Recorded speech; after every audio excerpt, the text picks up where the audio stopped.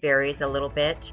I Mhm. think in my early years, I probably sent out recipe cards, which anybody that knows me knows that that's not me. I don't cook. And I'm very much about being authentic. I really Yeah. think that's so important. I am who I am. Is ironic that I'm in sales because I'm the anti-salesiest salesperson ever. Like the used cars stigma, it makes me cringe. I'm not pushy at all. I have tried coaching in the past, and I think some of the coaches that I work with were too focused on that, Mhm. number of contacts per week, number of, new listings. It really stressed me out. I was so unhappy. Yep. When they shifted the focus, I was miserable. Okay, I have a super fantastic guest joining me today. She's living proof that you can build an incredibly successful real estate business without running yourself into the ground. I'm talking with Sheri Putzke. She is a top producing agent in the Seattle area. She's been building her career for over 20 years, and she's currently hitting over 34 million in annual volume so far this year, but she's done that consistently for many years. While these are super impressive numbers on their own, the most important part of your story, and part of the reason I think she's going to be a fantastic guest for us today, is because she's built this massive sustainable business with 96% of her clients coming in from repeat and referral business. And I know that's something we all want to get to, something we all want to strive to. Sheri's doing it. She's not door knocking. She's not running ads. She's not buying leads. And she's actively avoiding the high stress burnout that a lot of real estate agents face. And so Sheri's going to come today and talk to us about her relationship first approach, and what I call, or what I coined, is the anti-burnout blueprint. So Sheri, thank you so much for being here. Super excited to have you. Thank you so much for having me. Tell a little bit about your history. I got to hear all about it, but the people that are watching, like, you've been in the business for a while. Like, talk to us about that. Yeah, this is my 20th year. I got into it originally because my husband was a builder. He just retired this year, but that's originally why I got my license. Our kids were little at the time. I was primarily a stay-at-home mom and was never anticipating being where I currently am. I figured I would list his homes occasionally. He was a small builder, just built a couple of years. So I'm like, okay, 1 to 2 a year. That sounds good to me. What it has evolved into from there is something quite different. Yeah, definitely, from maybe I'll sell it to now. I mean, you have some beautiful listings too. You have one that I saw, it's in Kirkland, I believe, and I'm like, oh my gosh, that house is beautiful. I've been into a couple of your listings before, and they're presented very well. So over time, how did you start evolving into more of a who you are today versus what you got into the business for? Yeah. So once my kiddos were all in school full time, I kind of changed my plan a little bit and really dove into real estate. And I made a lot of connections with builders. And at the time, I had changed offices. I was with a very small brokerage in downtown Kirkland. It was inexpensive. I didn't know any different in terms of what they offered. I decided to change to Windermere, which I'm still with now. So I did that. I got my license in 2005, and I switched over to Windermere in 2008. And you don't know what you don't know. And so there was just a lot of resources available to me. And mind you, that was a pretty horrible market. And again, I'll go back to you don't know what you don't know, right? And Yeah. so I just was always, work hard, head down kind of a thing. And it was a great time to enter it because I'd never really been in this isn't an easy business, but an easier market, right? The real estate market was crashing at that time, right? It was not a good time, but I had never done anything different. So joined the new brokerage. My broker at the time introduced me to two other agents that were part of the company, and we formed a little mastermind group. And it was just a nice opportunity to meet on a weekly basis with like-minded individuals that were in the same stage of their business as I was.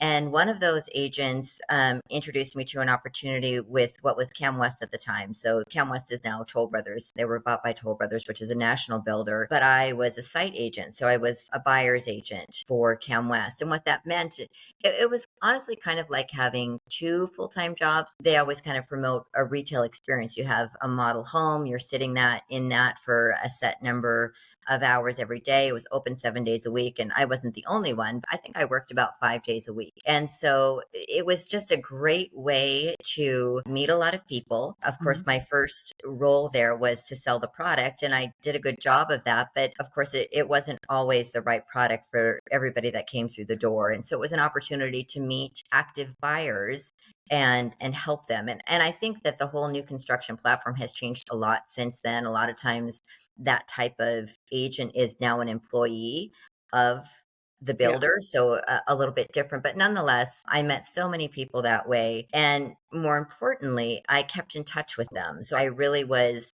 mindful of my database and, was able to market to those people, stay in touch with those people with a monthly newsletter. And so I've had tremendous repeat business from these people that I met years and years and years ago. And so that was really kind of how I built my business, was through what I call open houses, but it was really kind of a builder opportunity. And there's a couple things you said there that I would love to touch on. One of them is, I think a lot of agents, when they get into the business, think that they're trying to go after getting in touch with a builder, right? Getting a builder to sign with them. Like, I have a few agents that I work with who are now what probably the style of site agent that you were, where they're not an employee of the company, but they do have an agreement to host the open houses for them and this and that. And then there's, of course, like you said, a lot of the big builders have employees now. Right. So what are some of the things that you really took away from having that be kind of your first push into real estate? And then what are some of the things that you might change if you were to go back and doing it with what you know now? Yeah, I'd say takeaways, it was the learning opportunity. I mean, obviously I was married to a builder too. So I think one thing that's unique about me is I have a really in-depth knowledge about foundation to roof on a house, right? And so I think that that's really advantageous in terms of helping a buyer navigate a pre-sale opportunity. What does that process really look like? How is that different from buying a finished home? And the fact of the matter is, it's very different. And the time frame, of course, is vastly different. Being able to set expectations about what that looks like, I think, is really helpful, because I think a lot of people think it sounds fun. And there's two different components. There's building a custom home, which is one piece, and building a pre-sale home, meaning that, this is what the home is going to look like on this lot, but it hasn't been built yet. And both of those processes are very different, but nonetheless, being able to set the proper expectation with your buyer about those processes. So that was one piece of it. And furthermore, we have built 4 of our own homes. And so, really can speak to that, and pros and cons. I always tell even my resale buyer, there's no such thing as a perfect home. Even somebody that has designed and built what I thought was a perfect home, every single time in hindsight, I would do something different. And so I think it's important for people to keep that in mind. If you're given the opportunity to do everything exactly as you want to, that still, it's not going to be perfect, right? Because there's something to be learned through the process. That was one piece of it. What was your second piece? The second one is, what would you, if you were to go back and kind of start that piece of the business again with the knowledge you have today, what would you do differently? Yeah, I think one of the challenges of that site work was, like I said previously, it really was like yet another job. And so because I had to be there at very specific times on very specific days, I was then limited to showing other clients before and after. My weekends were always on site. I worked some really, really crazy hours. And this was at a time that, my kids were doing kid things. They were playing sports and going to school. And my husband was super, super supportive, which was awesome. But I missed out on a lot. And so I think one thing that, even as a 20-year veteran in the business, that I have struggled with is work-life balance. It's challenging. And I did that site work for many years. I'm not sure how many specifically, but probably 7 to 10. So for a long time, for a number of builders, not just for Cam West. And all of those structures looked a little bit different. But I was terrified when that opportunity ended, that I'm done, right? How am I ever going to get like, what am I going to do now? Another client? And of course, that couldn't have been further from the truth. It actually, my business continued to blossom because, like I had said, I nurtured those relationships that I had established with that clientele and kept in touch with people. Which is like this. That's a perfect segue into the next piece that I wanted to pick out from everything that you said. And that is, what did you do? I mean, I think what a lot of people struggle with is that repeat and referral business, right? A lot of people, we get into this business and we like to sell houses, and then, we don't really think about afterwards. afterward? What are we going to do afterward? Because that person is a client. I know in real estate, we like to say past client. The reality is, like, I don't look at anybody as a past client. They're my client until they're not my client, right? And legally, yes, we know, contractually, obligation, okay. But you know what I'm talking about, like the feeling of someone being your client. So what are some of the ways that you started staying in touch with them? And then how has that evolved to today? Sure. It's changed a bit over the years, but for the most part, what I've done is I do monthly e-newsletters. So that's going to have a local happenings page on what's happening out and about in town. It's got the monthly statistics in terms of what's happening in the market and current listings, whether new listings or recent pendings or solds that I include. And I get a great response from that. Lots of positive feedback. You know, even if somebody doesn't respond to the email via email, they'll mention it to me when they see me, or, oh gosh, I read your stats and it's interesting what the market's doing. Or sometimes, it of course prompts a call, like, okay, you're saying that now is really a good time for buyers. We're ready. What do we need to do? So that's been a great tool. And then I do quarterly mailers, and that varies, like, for example, in the fall, oftentimes it's just a Seahawks schedule. At the holidays, I do a holiday card. Sometimes it's spring solds. I've done local pumpkin patches. So it varies a little bit.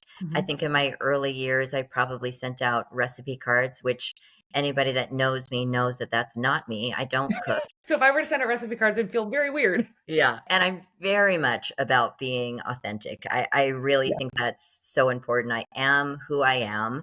I do have a social media person. So I guess part of that question is it's always tricky in this business to have the correct level of support, because the business ebbs and flows. And, a lot of people do the team structure. I do have a team, but oftentimes it doesn't feel like that from my client's perspective, because what they're doing is behind the scenes. It's, more transaction coordination, listing preparation, social media management. So I do have people that help with that.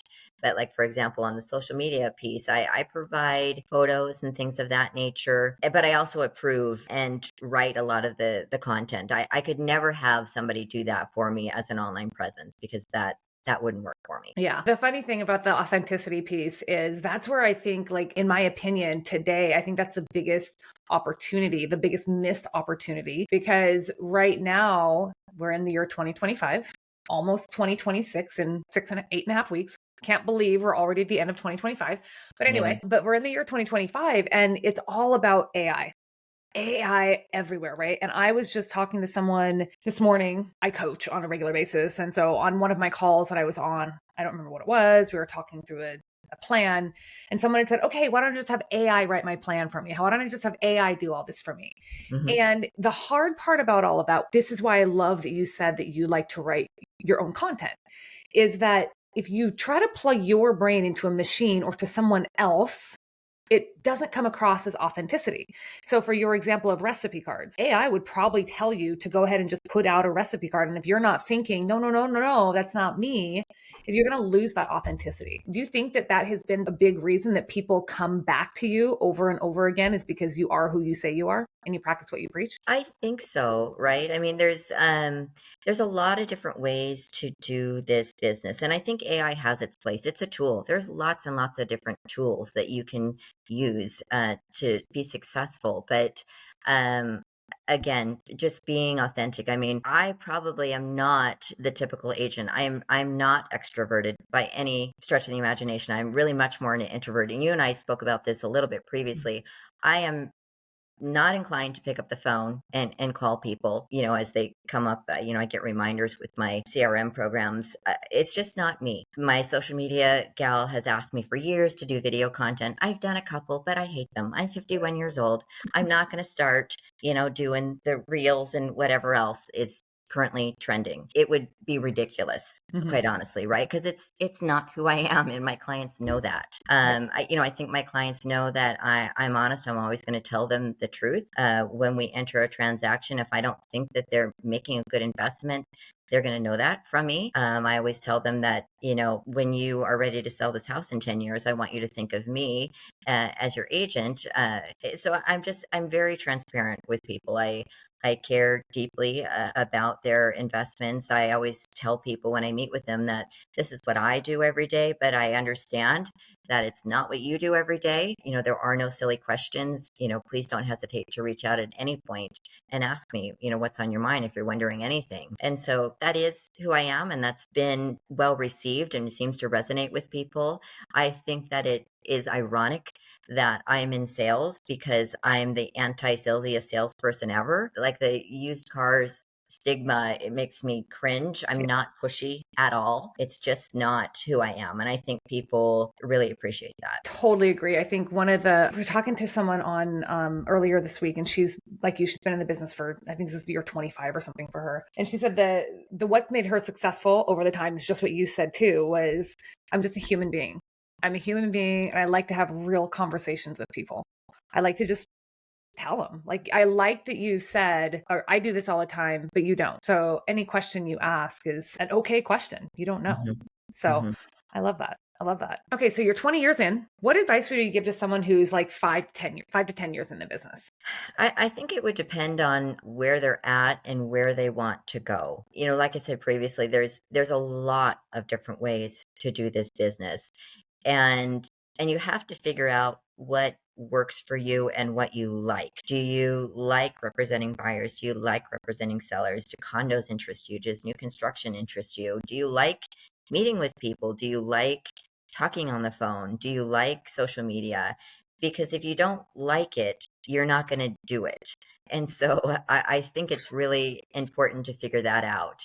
Yeah. And also too, the other piece for me, I had a very kind designated broker as a new agent, but like I said, I didn't know what I didn't know. And, making the switch to Windermere, and there's lots of great companies out there. I'm not saying that Windermere is the one, but just making sure you have a good fit. And it's not just the company, it's the broker. I had so many questions as a new agent, and I felt like I was being annoying. There weren't or there probably were classes, I just didn't know about them. It doesn't have to be that way. And so just making sure that you have the support that you need, no matter where you're at in your business, and you have somebody that you don't hesitate to pick up the phone. There's far, far, far too much at stake with what we do to ever question what you're doing, right? I mean, we truly manage the biggest transaction in people's lifetimes. This is their retirement, it's their nest egg, it's their investment portfolio. And that matters, right? I mean, it really can have profound impacts on people. And you need to make sure you know what you're doing, that you are educating yourself, that you're staying up to speed on new laws and regulations and paperwork, and not doing anything to jeopardize a transaction or an investment for your client. Totally agree. You brought something else up just now, because you're talking about, you made a commitment to a brokerage 20 years ago. And today's day and age, I mean, I talk to brokers all the time who are jumping broker to broker to broker to broker. What do you think maybe causes some of that? Do you think it's the agent? Do you think it's the broker, the industry? Like, where do you think some of that comes from? Yeah, I do pay attention to that. I think it's a lot of the grass is greener mentality, right? Yeah. And we see that with agents, and we also see it a lot with lenders too, right? Yes. One thing that I really believe in is it's the individual. It's not the company. The company is the support. You have to put in the work yourself, right? Yeah. They can't and they won't do it for you. So they're there as a tool. They provide guidance. They provide education, hopefully, but ultimately it's you. 100%. Yeah. Yeah. It's funny. I actually had this exact conversation with an agent yesterday. He's talking about switching brokers. And I said, okay, well, here's what I want you to do. I could see he was like, yeah, I'm going to switch. And then he went and talked to his broker, and his broker was like, no, don't switch. And so now he's like spending kind of this energy on deciding what brokerage to be at. And so I said, what I want you to do is I want you to write down a list of like, where are you going in life? Like, where do you want your business to take you? Because your point of the grass is greener, I think that comes from people not taking a long, hard look at what they want to accomplish. They're just trying to look at how to sell more houses. And I think that's a big piece of it. So did you, when you got into business, did you have that mentality? Did you have the, where am I trying to go with this business, or what? I did switch. I did. I mean, I just knew from my inexperienced perspective, I want to be a Windermere agent. And so that was kind of my focus. And I talked with a couple of different brokers at that time. But, brokerage is one piece, but there's so many other elements, like I touched on with the education, and the masterminds. I'm in at least 3. I think that can be a great resource, either within or outside of your office. None of mine are exclusively within Windermere. And so that really gives open dialogue to how different companies do things differently. We share information. We share referrals in some cases. We share resources such as vendors, contractors. Um, and then also just can talk through problems, shifts in the market, how we adapt. Like for example, when the buyer brokerage agreements came out, that was a big change. How are we having these conversations with our clients? And it was just really nice to be able to talk through that, because you address that or we do in our monthly meetings, but it's a big group. There's a lot of people, lots of people talking. So breaking it down to these smaller groups to have dialogue with, in many cases, people that are at the same level of business that you are. So you're not always mentoring. you are receiving valuable input too. Oh, yeah, I could probably talk about that all day, every day. Like, it's really important because, I do a lot of coaching, and typically when you're coaching or mentoring, they're not at the level that I'm at, which is fine. That's why I love it. But I, like you, have to put myself in rooms where I am people who are doing my level or higher. So I agree with you. I think community is the most important piece of this business. I think having that good collaboration, having that people that you can rely on and talk to and sort things out. I mean, there's some people who might have had experience with something that you don't have experience with. So if you have that support group, like we can all solve the problems together. We can solve the whole real estate world problems together. That's what I look at. Like, let's have peace in this industry. So those people who might be wondering, how did you find those masterminds that you're a part of? So one of them is organized by a lender that I work with, and two of them are title reps. Oh, okay. Cool. So are there are other real estate agents and title reps and lenders all in the same mastermind? No, those are the people that coordinate them. So all of the members are agents, but it was a lender that put the group together, or two different title reps that put two other groups together. Smart. Two other groups of agents. Look at them. I need to get those contacts or those lenders and title reps. I like that kind of thinking. It's like, how do you get these amazing minds into one space? Yeah. Yeah. I love that. Okay. Yeah. We'll connect after that. I'd love those contact informations. Sure. Or their contact. Okay. So the other thing I wanted to kind of ask you is, for the introvert out there, because I've actually found that most of the people I talk to in real estate are introverts. I'm not. I'm an extrovert. So I say we, but I'm just saying that as an industry. Okay. We think that because we're coming on something like this and we're telling our story and we're collaborating and we're talking to people all the time, that means you're an automatic extrovert. I found that a lot of people in this industry are actually introverts. And that could just be my bias pool. I don't know. But what would you say to those people out there who are still trying to find their place as an introvert in this industry?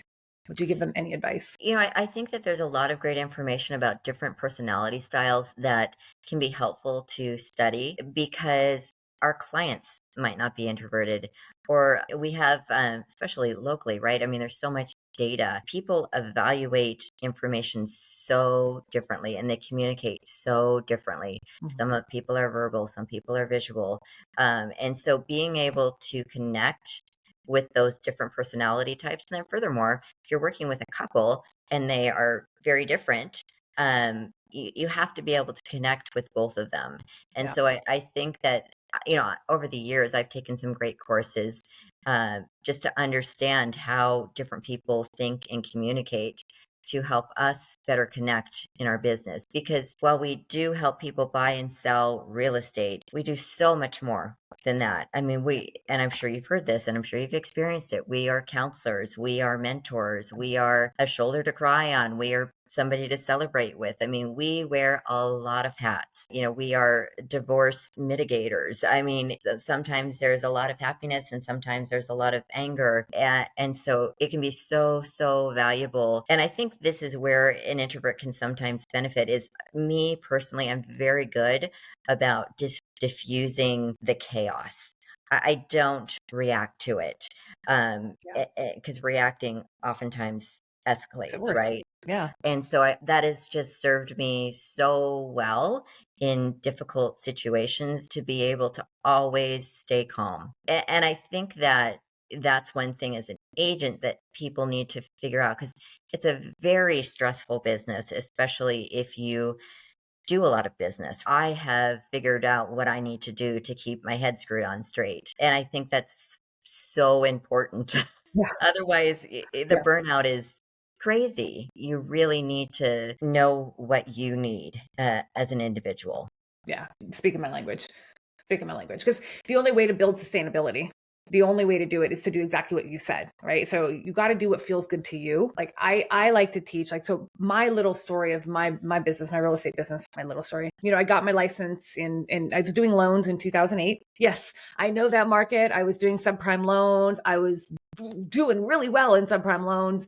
And then we know what happened. And I just was like, yeah, I don't like this business that much for me to want to continue. So I actually left the industry for about 12 years, went through corporate America, came back into real estate in 2018, followed in my mom's footsteps, and burned out real fast because of all the things that you're saying don't do, right?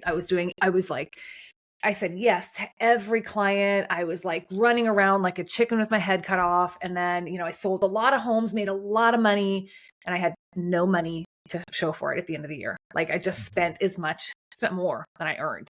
And anyway, so then I had to rebuild doing exactly what you're doing, which is, finding that thing that like feels good for me. Right. And so now my real estate business runs on what I like to call autopilot. I sell homes because I like to sell homes, not because I have to sell homes. Do you think that there's any sort of truth to that? Like selling homes because like the mindset shift of selling homes because you like to versus because you have to? Absolutely. I think you and I spoke about this briefly, is that I never focus on the numbers ever. It's just about taking care of the client.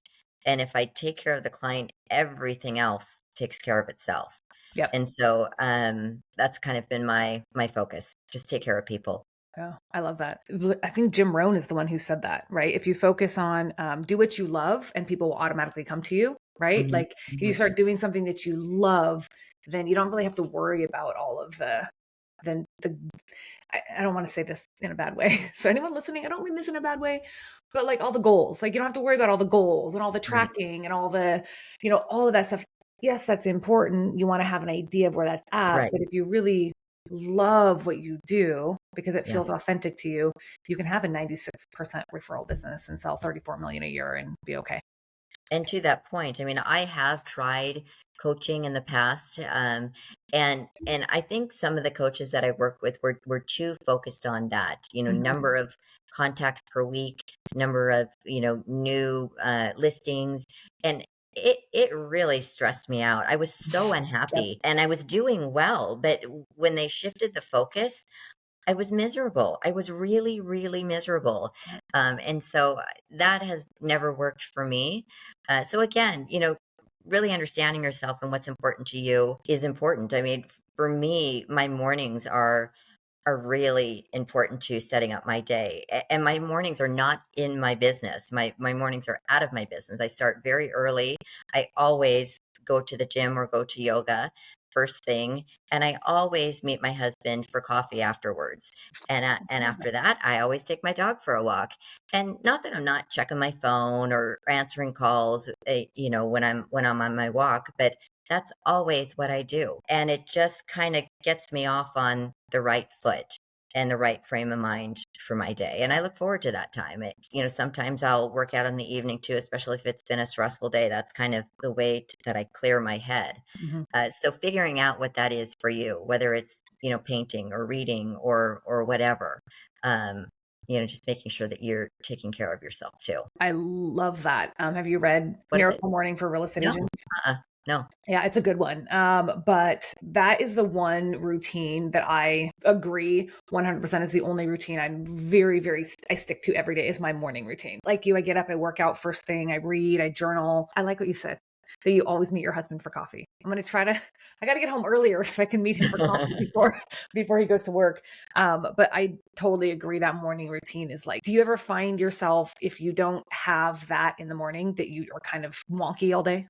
Oh, for sure. I mean, it happens. It has to happen. I have memberships at multiple places. If I need to go earlier or whatever, to the gym, because I'm a class person versus, go walking into an open gym. Mhm. And so if I have an early meeting, I'm like, okay, well, I'm going to an earlier class because it has to happen. It just Yeah.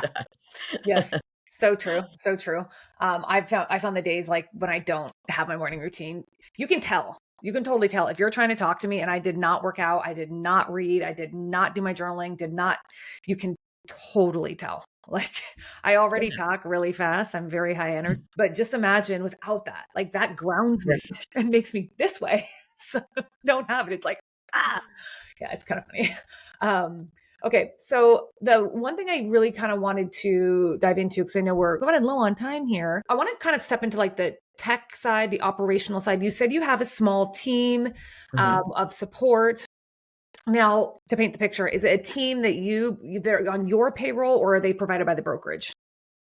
Oh, Mine, your my team. Okay, payroll. cool. Mhm. And I ask that because a lot of people who actually come on my podcast or who watch my channel, they are team leaders. And so one of the big questions they have is like, what sort of operational systems or technology should they have? So I'm just curious from your perspective, having, a very successful business, a team that runs your back end for you, are there certain tech systems or operational systems that you think everyone should have or consider? I'm not super tech heavy, to be honest with Mhm. you. And one of my team members, my clients wouldn't even really know about. She manages a lot of that in terms of databases, spreadsheets, notes.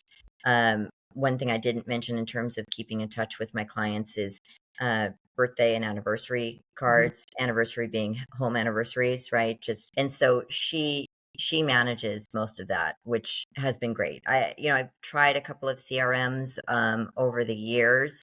And some people are very tech heavy and are completely automated in that regard. But as your business grows, you do need some of that, right? Because you can't Right.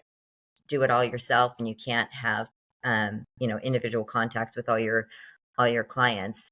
And going back to the touch points, I typically would do an annual client appreciation event as well, and that was kind of more my face to face. And it was one of those things that while I enjoyed it, I dreaded just because it's not me, Yeah. hosting this big The party and introvert. The all these. introvert's like, no. Yeah. Yes, yes. But when it's all said and done, it's like, "Oh, well, that wasn't so bad. That was actually kind of fun." Um, so yes. My favorite client event that I ever had was we did a opening day for the Rainiers game. Oh, fun. And we rented out a suite, and opening day, they always have a big fireworks show, which I didn't know. But anyway, so I always like to have people bring their friends and family. One of my clients brought her new family, and I ended up helping her sell their house and buy a new house, and then helping his dad buy a new house also. So it was really cool because you have all these people in the same spot. Not only Yeah, do we get to see them, because I love my clients, but then also like just kind of that like hot referral that can happen in those time frames. So right. I Yes. love client events. I think, Mhm. I although I am an extrovert, I kind of sometimes I'm like, oh God, I don't because there's just a lot of planning anyway. For sure. So okay, so we're kind of running out of time. So, how can people find you? How can my audience help you in your business? Just know that I am a resource. I'm a pretty open book. I have a lot of sympathy for newer agents. I know that it's a tough business to get into. It takes time. It's not something that you leave one job and that you enter and start getting a consistent paycheck. Far from it. Um, so if it's something that you're considering, I'm happy to sit down and have coffee with you. It's been fun. I've done that with so many people over the years. Some of them were past clients that are now agents and are doing very well, which is lovely to see. Or some people that maybe got laid off and wanted to try something new. We can have some real conversations about this business. It's not for everybody, and it's not what people think it is. A lot of people get into real estate for the flexibility, and it's generally far from that, right? I mean, we're the ones that needs to be flexible with our clients' So schedules, true. right? So true. So true. Like I think I don't know how many people have said I got into it for time freedom. And I'm like, well, you'd have to kind of redefine. I mean, you can have time freedom. You just have to redefine what time freedom means. Like what you Right. think it means is probably not what it is. So you have to kind of redefine that time freedom to do exactly what you need to in the morning. Right. When at corporate, I couldn't do that. Hmm. And so like that's time freedom to me now. So Right. um, okay. And then Finally, what are your goals for 2026? Where's 2026 going to take you? I'm happy. I just would like to stay where I am, do a similar level of business to what I've done, kind of at a level I'm happy with, and I'm not looking necessarily to grow intentionally. If I do more business, great. If I do less, that's okay too. Like I said, just continuing to take care of my people. They send their friends and family my way, and I'm happy to serve them too. I love what I do. I think it shows, and stay the course. I love that. I love that. Sheri, you have been a great guest. Thank you. Your wealth of knowledge is amazing, but also I think you bring a really good, like, calm energy to the industry. And I think that's really important for people to see that just because I'm a high energy person doesn't mean everyone has to be high energy. We can still have our success with whatever that is for you. So thank you so much for being here. I really appreciate your time today. Thank you And I again look for forward to having having you on again. me. Thank you. Thank you.